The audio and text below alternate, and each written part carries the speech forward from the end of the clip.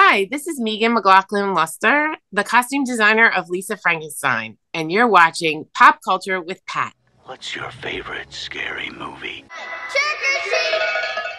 Hey guys, welcome back to Pop Culture with Pat. So I am super excited to be joined by today's guests. Today we are talking to the costume designer for Lisa Frankenstein, my favorite movie of the year so far, Meagan McLaughlin Luster. Thank you so much for coming on the show today, Meagan. Thanks for having me. Nice to meet you. Nice to meet you too. And yeah, I'm really excited to talk to you. You know, like we were talking about before, we kind of jumped on. It's my favorite movie of the year, and I love all the kind of the behind the scenes aspects, of filmmaking. So to kind of start things off for you, what was it about Lisa Frankenstein that made you go, I need to be a part of this film? From the second I started reading it. I mean, honestly, my first sign was creature is described as like Buster Keaton-esque, and my daughter is named Keaton after Buster Keaton. So that was my first sign. And then I think when I got to the dream sequence, I just stopped what I was doing and I started rendering the dress because I could just see it. So, and then, like I've said before, like Diablo and I are the same age. I think I might be a year or two older, but all of her, in the script, I was like, that, yes, I remember that. It brought back core memories for sure. You know exactly like what you were in tune with her. You knew exactly what she was talking Yes, about. I felt like I was on her page the whole way. Yeah, and when you have something like that, especially I feel like with the costume, like you said, where you said you instantly stopped what you were doing and just started working on the design of it. I mean, I feel like that's just kind of like a sign there for you. Um, Mm-hmm. can you just talk a little bit as far as like your process goes? Because obviously it, can differ from film to film or television series. What did your process look like to start for Lisa Frankenstein? Did you begin by, sketching everything out, designing things, or I dissect the script for sure. I dissect it and I have different color tabs that mean different color things to me. And then I either have a regular post-it note pad next to me or the mini one. So Mhm. I can flag questions that I have that I'm not clear about or that I need more clarification on.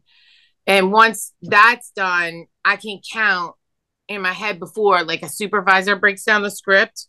Yep. So it's like in a program, like how many outfits I need to plan for each character. And so mainly you start with your main characters, and Lisa's dream sequence, of course, was like the first outfit I planned because I drew that for my interview. So I sent it for my interview for Lisa Frankenstein. And then uh, the rest, I will tell you, I've done two other shows of 1989, or no, I'm sorry, I've done one, and I interviewed for another one. And when I interviewed for that, I pulled out all of my personal pictures, so I had that whole arsenal with me as well to show. Like, and you'll see, a lot of Lisa's early outfits are how I dressed back then. Which I feel like it is nice to kind of to be able to draw from personal experience rather than kind of just going off of other people's experience and photos and stuff like that, where you lived it rather than just going off 100%. others. I think you lose little details. Like, I wasn't born in the 1800s, so I'm just going off of pictures and, research. Whereas in 1989, I know we pinch rolled our jeans and we wore high top Reeboks and, we wore the different color crew socks together. There's little nuances that you might not get in a research book like 100 years from now. Yeah, and those little details mean a lot, especially for people that are, from like the era, like watching a movie like this.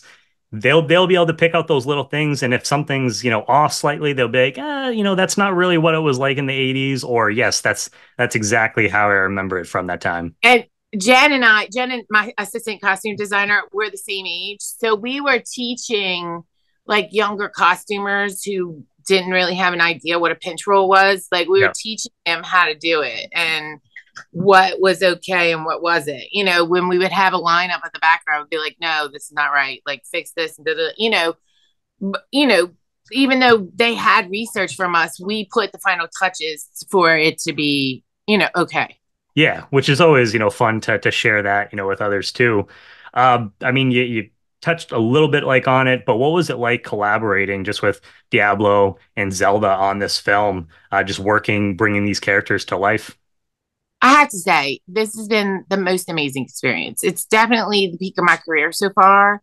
I can't say how much I love those women. Like, they're so gracious and they listen and just you feel like a part of it. You know, they both had very clear visions. And I, if anything, wanted to make it come true. Like, Yeah. I didn't want it to be somewhat, I wanted them to go, yes, this is it, you know? Yeah. And it must have been, exciting too. I mean, just in general, but I mean, working with Zelda, with her major motion picture debut, just to be able to work with her on this project as well. Well, and you're nervous, like just because you want to do good job for somebody's debut. You Yep. know, you don't want to disappoint them in any way.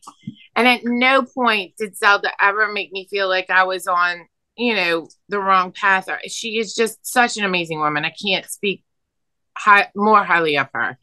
Um, we always talked about it. I love, and she'd be like, "Well, wait, let's think about this," or you know, like we had a lot of communication going, and that's key in Yeah. any film. You know, with all departments. I was gonna say, yeah, super important. I mean, there's so many different things going on a film set to have that communication, like you said, is super important. Because if there's any disconnect, then things just kind of get thrown into chaos.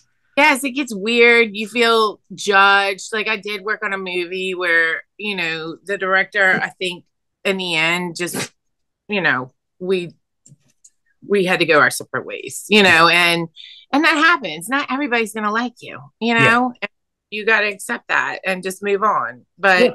But I this was quite the opposite of that. I mean, everybody was amazing. The actors, Catherine, Cole, Carla, you know, Oh Liza, yeah. they're all amazing.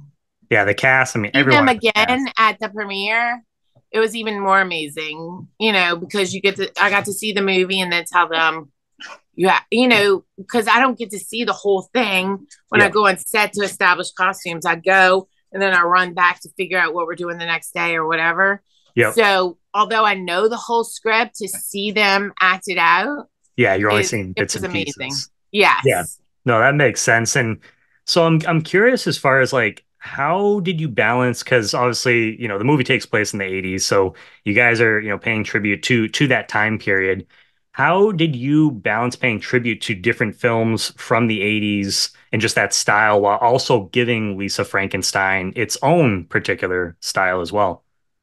I this is a hard question because I feel like I mess it up every time. But I did watch like Bill and Ted's Excellent Adventure, Say Anything, Heathers, for sure, Heathers. You Classic. know, I huge Beetlejuice fan, you Yep. know, really Winona Ryder, you know, she was my queen. And I just watched those and then like She's Out of Control. I don't know if you remember that movie. But I just kept watching them, and then like Creature had the blazer, and that reminded me of like John Cusack Yep. or James Spader. You know, the cool guy Andrew McCarthy. You know, like the guys that you were just like, oh gosh, yes, that's it. You know, Yeah. so and then with Lisa, you know, she does kind of rise in fashion and it's really just a different path completely, you know. And what I'll say about that is I think Lisa's go in a very grief-stricken state. She's been thrust into an environment that she is not comfortable with and has not been dealing with any of the emotions she's going through, um and is not secure in herself. And until Creature comes along, I don't think she has a grasp of it. And she finally glimpses it and like, yes, he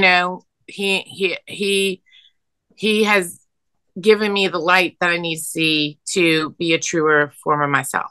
Yeah, it's really nice to see the progression of her as you go along throughout the film. You can really tell that her confidence, is growing as you see the outfits and stuff like that. And we kind of talked about it. I mean, it was the costume that you said you looked at designed first, the dream sequence. Yes. Arguably my favorite scene in the movie. I got very like Tim Burton-y, vibes from it. And then Right. I love seeing like the Bride of Frankenstein, style hair and everything. But Yeah. the costumes, can you just talk about the evolution of that from the script and then, helping bring it to the big screen? That is my proudest moment as a costume designer. Should be. I had my seamstress make the dress out of canvas because originally, if you see pictures of my rendering, like in the corner, it says Pabst logo airbrushed, Yep. question mark, because I thought, oh, let's do that 80s airbrush kind of cool thing. But I ended up painting it myself, drawing it and painting it freehand by myself. So Must have taken forever. it took weeks. It took until we filmed it. And we filmed it like the last week. So, I mean, literally, we were still painting like the hour before she had to put it on. Jeez. I mean, I Yeah. believe it though. I mean, just like the level of detail that looks like went into that thing. Well, It it looks was on incredible. my wall. The Pabst logo. There was a big piece of canvas on my wall with a Xerox copy of the Pabst logo, which I would get to and then have to walk away. Get to walk away. So each piece, I'd be like, okay, I have this much time to work on it. And so you can paint it, but all the levels of shadowing and highlighting, that takes, I mean, there were days where I was going on the weekend, and bringing my daughter, and I was like, come on, let's go to work, just to like get it done. But it is my most proud moment to date. Yeah. I mean, It pushed me creatively. yeah. Like you think you can do something, but you're kind of insecure about it, kind of like a high schooler, Yeah. and you just got to jump in. And is it one of those things too? I feel like maybe I'm sure you had like fun doing it, but I'm sure at like certain points of designing, you're probably like, oh man, this is quite the challenge. But at the same time, I feel like things that are most challenging end up being the most rewarding once you're finished. 100%. I think one of I had put some 3D things like on the Paps. I haven't told anybody this. On the Paps logo, you can see the wheat stalks. Oh, yep. So I painted them and put them on above. And Zelda was like, no, no, we don't want anything 3D because everything was supposed to be 2D, Yeah. and our reference was Gene Kelly and Singing in the Rain. There's a sequence where everything in the background is painted, like the scenery and stuff. Okay. He's not, but everything is. So you could see what her objective was. Yeah, like I said, that whole sequence was beautiful. It was so cool, and just in general, I'm a big like horror fan. But I'm like specifically, I love like the Bride of Frankenstein and Frankenstein.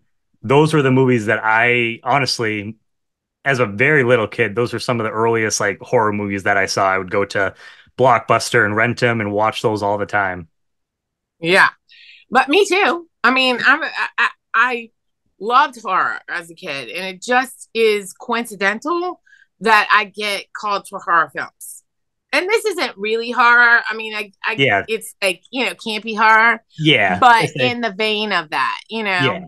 It it's not has as serious. it definitely has like the horror like influences for sure, but it's like a horror rom-com like romantic comedy like Yeah, basically. we've been calling it a zomcom. Zom-com. Yeah, there you Yeah, go. But yeah, I mean but it's what's different about this is like when you do a horror film, they want everything like all the clues to be muted. Like it's not a part of the story. It is, but it isn't. Like it yeah. shouldn't stand out. Whereas this, I was given the creative freedom for things to stand out, for it to be exaggerated. And that's like a rarity for a costume designer. And those are the jobs you want. I mean, because that's why you became a costume designer, Yeah, ultimately, be exactly. creative. And see, I love that too. I mean, personally, I mean, today I happen to be wearing like a black shirt, but like usually I'm like I love things that are neon or pop and stuff like that. So And yeah. the aesthetic for this film was right up my alleyway. So I love that you guys went all out, with all the different crazy colors and stuff like that. Yeah, it was fun. And I couldn't have done it without my team. My team was amazing, Oh, oh yeah. My designer, my supervisor, my set costumers who are just so professional, even down to our PAs. We couldn't have done it without any of them. Yeah, I was gonna say it definitely takes a team to, to put everything all together. Because if you guys, I've worked on a couple films as like an extra, so I mean I've Yeah, seen little aspects of like the right, filmmaking process, but just being on set and seeing everything that goes on just for like one day of filming, there's right. so many people there, so it definitely takes a lot to just to put little aspects of the film together, and you need everybody. And a lot of people think that costume designers are just like glorified choppers, and Um, that no, could no, no. be further from the truth. I mean, we honestly sit there and break down a character and think about, okay, where does she live? What season is it in? Who are her friends? Like, we break down this person so that we know them to the core. Honestly, like both the production design and the costumes, I think are almost their own characters in a way because you Yeah. can get a glimpse of a person's story, their personality just by kind of looking at like their clothes. So that's super important. Right. And I can't say Mark Worthington, the production designer, was amazing. I was constantly in that office just making sure that I was on the right path and I wasn't putting anything that was not going to go well in the scenery. And he did an amazing job. And, that whole team did awesome.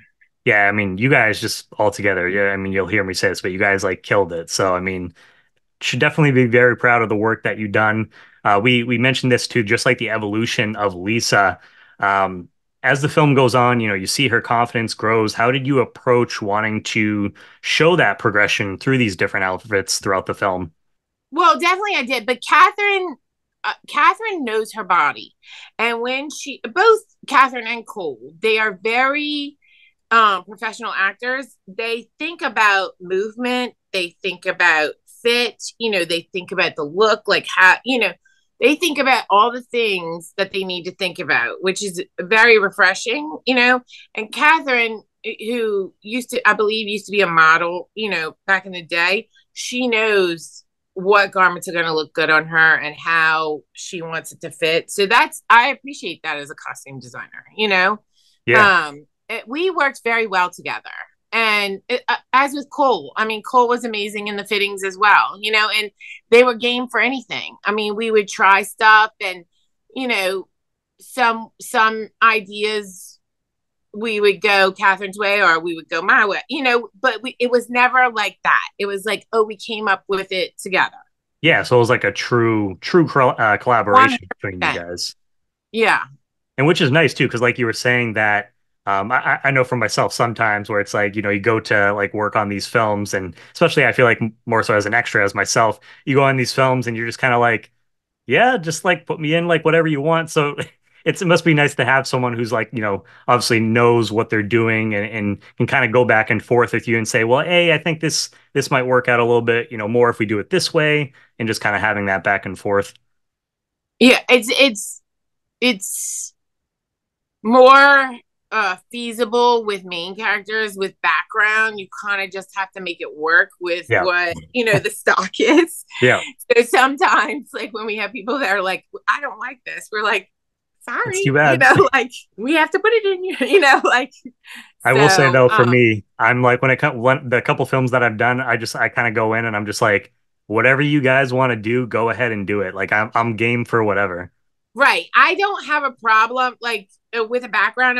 I want to make them comfortable. So Yeah. if the shoes don't fit, I don't try to make them fit. Yeah. Like if something's not fitting, it's not going to look good. So Yeah. I will change. But if it's just because they don't like it, like I'm sorry. Yeah. Like, next, You signed up for this. Like yes. Yeah, no, And I try to be as gracious and polite as I can be, you yeah, know, no, that makes sense. But because no, I they're mean, important too. I mean, without them, it wouldn't be a whole movie. yeah, yeah, you wouldn't have. I mean, you need all the extras and stuff to be in there to kind of to fill out those scenes because otherwise it would just be the couple main characters walking around and then you feel unless it's a movie that is very tight knit and kind of only focuses on maybe like one location or something, it just Right. doesn't feel realistic because you always have people walking around randomly doing different things. As far as and I always appreciate so the scene with the closet makeover with Yeah. Creature. I always Yeah. appreciate a good like, makeover scene where you get to see a character try all the different outfits. Right. I'm curious, like, is there any thought, like, did you pick out those specific outfits or was it something where you had a bunch in there and you're just like, okay, guys, just go through like whichever ones and they brought them out, or was it picked out specific? Well, I think uh the baseball jersey was requested. That was it. I think either Diablo or Mason. Um, but the all the other ones, I believe we just came up with. You know, we had a ton too. Oh yeah. We also had to make sure because it was very hard if you put something that fit Cole exactly at that point, you Yeah. would see that he was like he had a hand. Oh yeah. So we had to, make things loose, oversized, And when like the pink sweatsuit with the orange Yeah. stripe, that fit him perfect, but he just made an exception and put the hand behind the back, Yeah. like so it, some things it was better for camera than it was for the actors, but he made it work. He's a professional. Yeah, I was to say, yeah, that's the one like tricky thing you forget, like yeah, early on in the movie where he's kind of missing a couple body parts. Well, and that it's so funny that you mentioned that because for his Victorian, like the Mudman costume, we had to make it pristine and then ship it off to Legacy for the special effect, like the whole Mudman top. Yeah. But when we had to wait to fit Cole before we shipped it off. And when we fit Cole, we realized we made it precise to his measurements. So we were like, oh, yeah, you don't have a hand. So we had to add a cuff. We added like a velvet cuff and we made one sleeve just a little bit longer, but Yep. you couldn't tell. So then that fixed our problem. See, But like some things, you can know, and then you're like, until you see it on the person, you're like, oh, okay, all right, wait, let me rethink this. yeah, yeah, you definitely get a better idea like once the person's actually wearing it rather than just like maybe seeing it on paper or like in, reading about it like in the script or something. Right. But see, me and I love those like little details. So those things like you said that, like, thank you for mentioning. I love those little tidbits. So it's great to hear, some of that. Hey, I mean, I've been doing this for 24 years, but there's not a day that goes by that I don't learn something new or like something is like brought before me that I'm like, oh, let me rethink that now. I mean, it's ever But evolving. yeah, I was gonna say, I feel like in the costume design world, you must come across all kinds of different, situations that, yeah, it's not something where it's like, oh, it's just like the same job like every day. It's like No. people with different, bodies or different, the way the Yes. characters are made up and everything. So it's all kinds of different crazy situations. Every job is different. And that's probably why I'm in the film industry and not in a Makes it cubicle fun. because, your job changes every 3 months or however, if you're on a TV series every 9 months or whatever. And so Exactly. you get that refresh or that rejuvenation of your love for film because it's a different subject. Yep. Yeah, you're always coming up with new challenges, but then finding new ways for the next time maybe you come across something similar that you're like, okay, well, this wasn't quite like that, but I worked on something similar and now I have a little bit better idea of how to, maybe Right. that. Yes. We talked about as far as just like the costume design and then the like the set design, you're just that almost being like characters like themselves. Well, I guess you kind of mentioned this already as far as like drawing inspiration from for the different characters. So you Mhm. said like Winona Ryder was for Lisa, like her character. That's where you got a lot of inspiration from for her. Later Lisa. Later, Lisa. Earlier Lisa is probably myself or Esprit, Benetton, Banana Republic, Outback Red, all those ads, And then and Cole, Teen you said, Pop. and then for as far as like Cole goes, Oh, Cole, or the creature. Cole's outfits were pretty much written in the script. Like the Okay. Violent Femmes was written in the script. I just had to make it seem 80s and still in the mindset of a Victorian gentleman. So if you notice, like she hands him that jacket and he's still a proper gentleman. Yeah. He's still got to be put together. And then the next outfit he has, he still has a jacket, but when he gets the hand, he takes the scarf and he uses it as his tie, and then he has a waistcoat. All the elements that make him a Victorian gentleman, he still searches for because that's what he knows in his head. Yeah, Even that's from his that's where the time that he's like from. So exactly, even though he's exactly. using modern clothes, that he's still finding ways to kind of tie that into the time period that he's from. So you said that a lot of that, like for him specifically, a lot of it was written in the script. Do you I guess it kind of The band depends. T-shirts, not the outfits Just like themselves, the t-shirts. just the Okay. band T-shirts. Yeah. I was gonna say, so because like is that something that do you find that helpful when a writer or director is Oh, very I love it. Yeah, very I did. specific? Yeah. I mean, because it definitely gives you a clear direction where to go. Yeah. And I mean, sometimes when you develop a character that has no pinpoint wardrobe notes, you might not hit it on the head like, the director sees it or the writer sees it because you're not in their mindset. Yeah. Whereas when you have notes, you can go in their mindset and there's only like little clicks. Yeah, you're Both ways are fun, to be quite honest. I mean, it's fun to have the notes and it's fun not to have the notes to figure it out. as far as I mean, you kind of have given me some like already, but I was going to ask you, is there any particular like Easter eggs that you maybe put into some of the costumes or looks that fans should be on the lookout for? I know we've kind of talked a couple of about a couple of them earlier in the interview, but was there any other ones that come to your mind that you had kind of snuck in there or? I mean, a lot of how Kathryn's dressed earlier is photos of me, based on photos of me, you know, in in that year. Yep. But and Liza at the end, I wish I had the picture I could show you. I could probably send it to you. Yeah. It's the exact outfit of me in that year, 1991. Oh, Like that's cool. exact. And a lot of a few of my own personal items ended up like the cowboy pajamas. Those are mine. They're, not from 1989, but Yeah. they're old. And but one Easter egg that's very sentimental was the rainbow suspenders at the end. Oh, yep. That is a nod to Zelda's father, Okay. Yep. Yeah, from Mork and That, Mindy. yep. Mm-hmm. That's real. See, again, it's like, so now, go back and like watch. I do remember that, but go back and just like pay attention to the film like even more and just look for those Yeah. little details because that's always fun. I'm sure I'm forgetting. Like, I'm so nervous. I want to tell everybody everything because it was such a great movie. But you have to remember this was a year and a half ago. Oh yeah. Yeah, it wasn't like So, you guys filmed this like, a couple right. weeks ago or anything like that. You know, a few cocktails and a good party, brain cells might have thrown it out. No, I totally But I do, totally understand. I'm a movie fan myself. So I'm just as excited as y'all to talk about it. Which And is after 24 years of doing this, I'm excited that people are excited about me.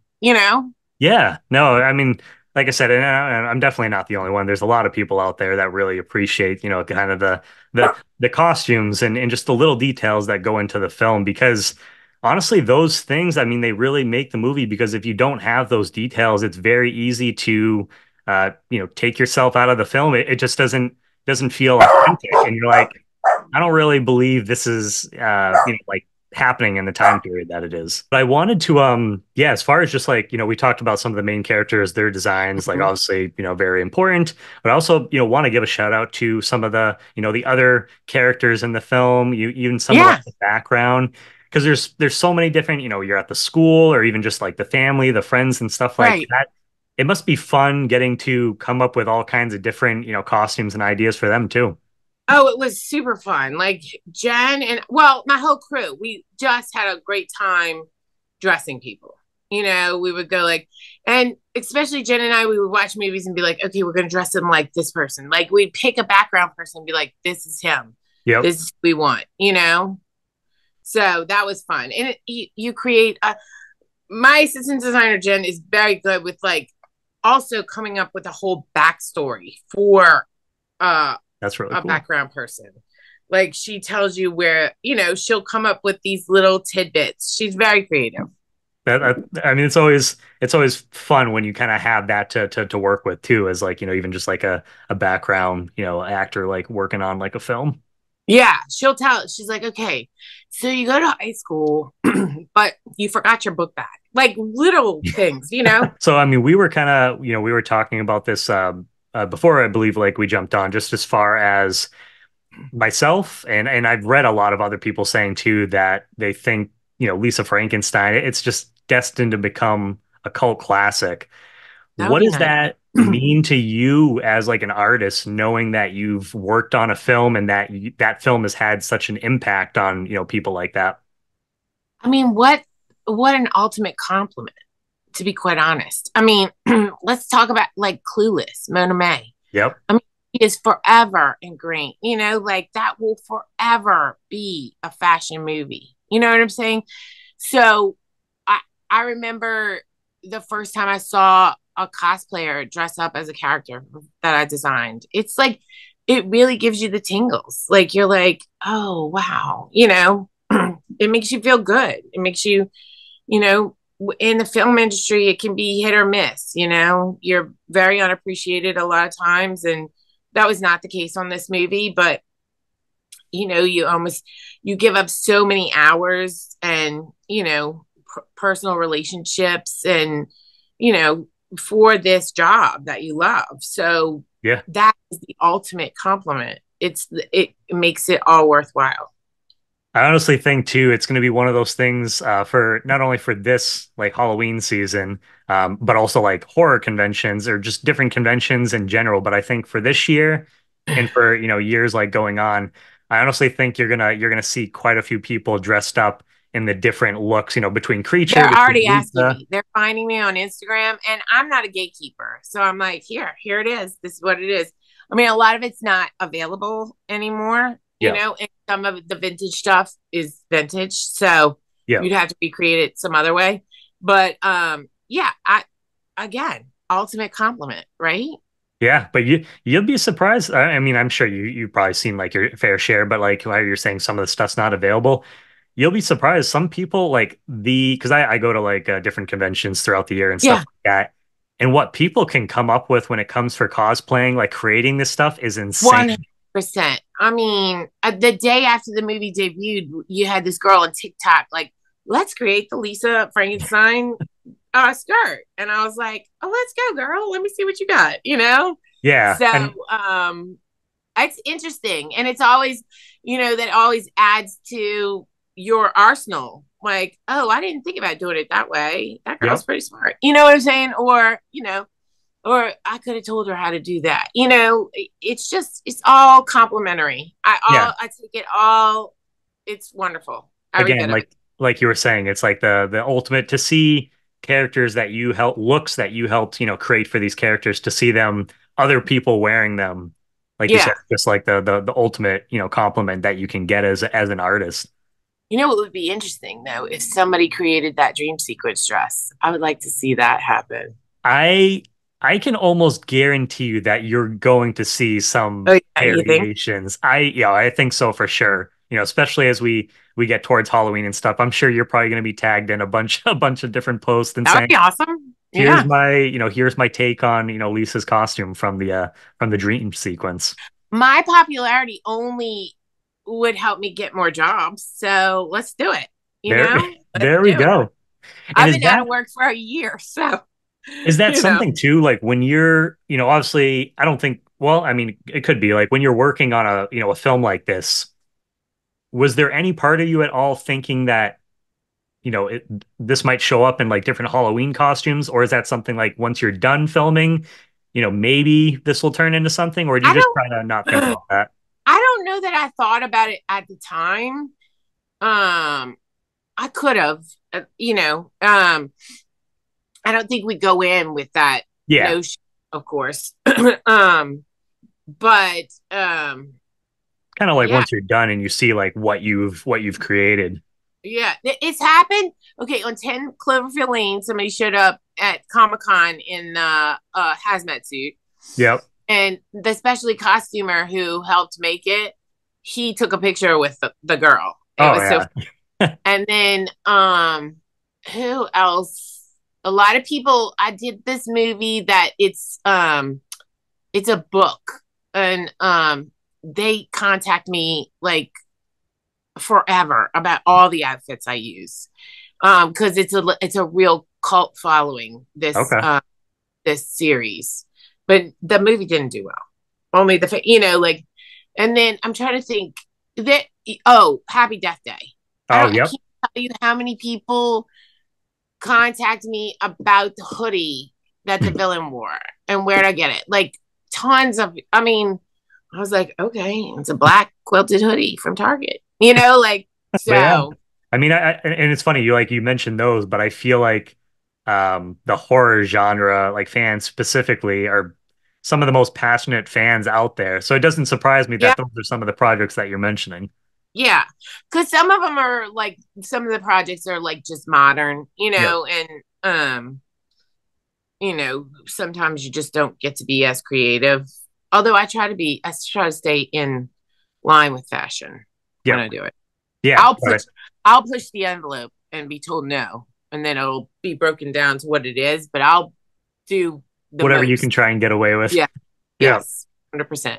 One more specific costume that I actually wanted to talk to you about too Yeah. was at the spoilers for if you haven't seen the movie, but at Okay. the very end of the movie when you Yeah. see Lisa and she's on the bench and she has the bandages, and stuff all over her. Yes. I just freaking loved that look. Oh So my can God, you I'm just so talk a little glad. bit about that? Do you want to know what happened with that? Oh my Yeah. goodness. I had hired somebody. Okay, there's a picture. I had bought like a unitard and then a ski mask, white. Yep. And I had hired a costumer. I said, this is what I want. And I showed her a picture of the Bride of Frankenstein. And I said, you see how this is kind of like on it, like it is part of the costume. That's what I want to happen. But I want it to be like different textures, different layers. So it looks like it's old. It got, there's burn marks, whatever. I Yep. wanted to have something. Well, something happened to her. She got sick or whatever. And she came in and it was not complete. And we needed Oh to no. shoot like, and not her fault, Yeah, no. So she came in and I was like, oh my God. So what ended up happening was the morning of, we put that unitard on her, and then I think it was me and her set costumer Marie, we were wrapping her. We were wrapping her. And it was probably 100 degrees outside Oh, in jeez. New Orleans. And Kathryn was such a trooper. So yes, so that was like not what I ultimately wanted to happen, but we made it work.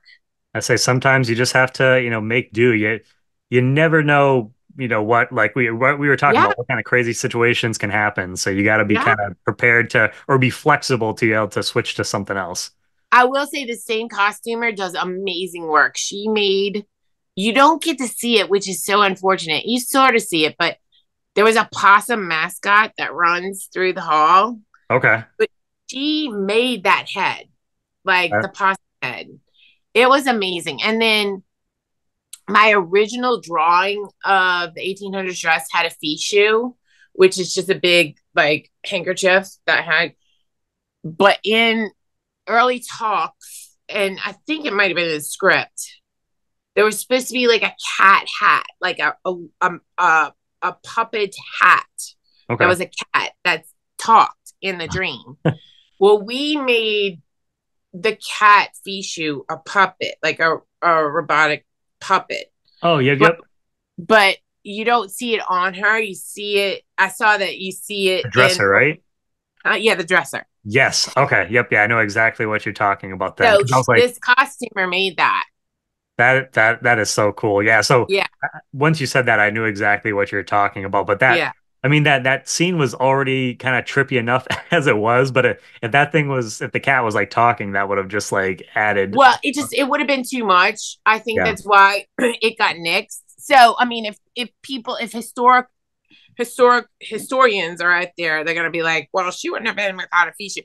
Yeah. Well, that is why, Okay. because our fichu was a live cat, a Yeah. puppet cat, robotic cat that got ixnayed because she couldn't have laid down and Yeah. and done all the action that she was doing. Um, and it just would have, I think it would have overpowered. Been too much. Yeah. Yeah. And So that was actually, I was going to ask you, is, like, if there was any designs or anything that didn't make the final film. So, I mean, that's a good example of something yeah. like that. Mm-hmm. So, again, Things that we tried on Cole didn't work out, but I think they ended up in the best spot in the end. and as far as just like, I guess, like in general for the 80s, which we've seen like a resurgence of the 80s, the past Yeah. like several years, especially with things like, Stranger Things and different projects like Yeah. that. Is there Yeah. anything, any like styles or anything from the 80s that you would love to see make a resurgence in modern day that maybe hasn't already? Well, Banana Republic's coming back with their Safari line. Oh, If you look that up, oh, which is really? Is that yeah. like coming out? Is it like this year or?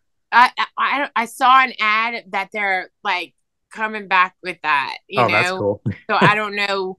I think you can get the t-shirts now, but I don't know if they're gonna decorate the store again, with the Jeep Yeah. coming out and stuff like that. I would love to see Benetton and Esprit make a comeback, They're still around. I'd love to see that just explode again, But I feel like, yeah, like you're saying, like if they were gonna do that, like deck the store out, it's like I feel like if you're gonna, you like almost gotta do that. You gotta like really just like go all the way way with it, Yeah, even if it's too only for like bad mom a couple dead, months or something. you know? Yeah, no, that is true. It is sad that malls are not what they used to be. I just drove past with my daughter. She's 9. I just drove past the mall that I used to hang out with, and I was like, Keaton, I can't tell you how amazing it was to go to this place. Yep. I was like, it was the coolest thing. It was packed and da da da. Yeah, it's But so she'll sad to never see him. really experience that. Yeah, it's sad to see him now because a lot of them you just see a lot of empty stores and Oh stuff like yeah, that. And but yeah, I yeah. mean that Well, was this the one's down. It's all boarded up. oh, it's all boarded up. Oh, Yeah, okay. Yeah, we have one. I'm in New Hampshire. We have one that's in Concord, and last I know, unless I think they're like working to like do something else with it, but that was like completely shut down. And that was for a while though. That was just like a dead zone. There was a couple stores in there, and that was like pretty. yeah, yeah. When Keaton was a baby, there was like those cheap stores that you can find, like everything's made of spandex, and it's Yeah, like there's not in the real, there were no real stores, but they had, it was awesome to take a toddler because nobody cared. So they would have these jump machines. I would take her there during the day just to wear her out, yep, because it was a great place. An empty mall is an awesome place for a toddler. yeah, yeah.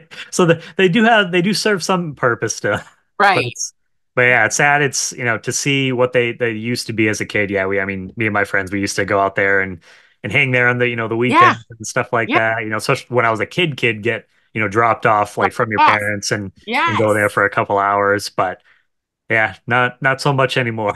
No. Is there, just to kind of to wrap things up, Meagan, is there anything else as far as just, as far as like your time working on Lisa Frankenstein that you want to say, or just like anything to the fans in general? Honestly, this movie was created to make the love for movies go into the movies again. That excitement, that anticipation of a new movie and go into the theater, getting the popcorn and the drink and sitting in the theater. I mean, I know that is one of the reasons why I'm in the film industry and, the love of movies. And I think all of us just want people to enjoy movies again.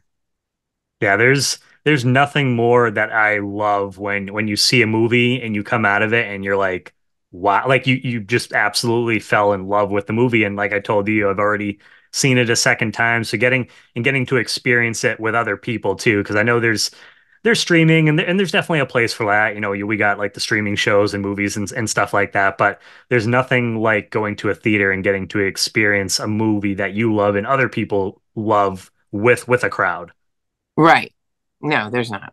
So, and like I said, I think this is going to be one of those movies that it's going to just as each year kind of goes on, you're going to see it finding new fans and just kind of developing that cult classic status. So I'm sure you'll have people reaching out to you, years from now, kind of just asking about like different looks and stuff like that.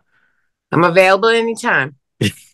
Well, hey, Meagan, thank you again so much for, like I said, as being a big film fan, it was an honor, get to talk to you about working on this project, just kind of nerding out on all things film. And yeah, anytime in the future, you're welcome back to come on and talk more of your projects. I would love that. Invite me anytime. Of course. Thank you so much. Hi, this is Meagan McLaughlin Luster, the costume designer of Lisa Frankenstein, and you're watching Pop Culture with Pat.